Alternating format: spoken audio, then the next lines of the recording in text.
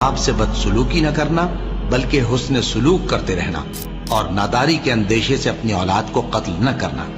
کیونکہ تم کو اور ان کو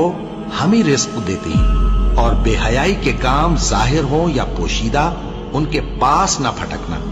اور کسی شخص کو جس کے قتل کو اللہ نے حرام کر دیا ہے قتل نہ کرنا مگر جائز طور پر، یعنی جس کا شریعت حکم دے۔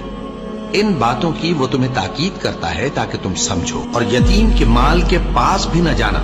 مگر ایسے طریق سے کہ بہت ہی پسندیدہ ہو، یہاں تک کہ وہ جوانی کو پہنچ جائے، اور ناپ اور تول انصاف کے ساتھ پوری پوری کیا کرو۔ ہم کسی کو ذمہ دار نہیں بناتے مگر اس کی طاقت کے مطابق، اور جب کسی کی نسبت کوئی بات کہو تو انصاف سے کہو، گو کہ وہ تمہارا رشتہ دار ہی ہو، اور اللہ کے عہد کو پورا کرو۔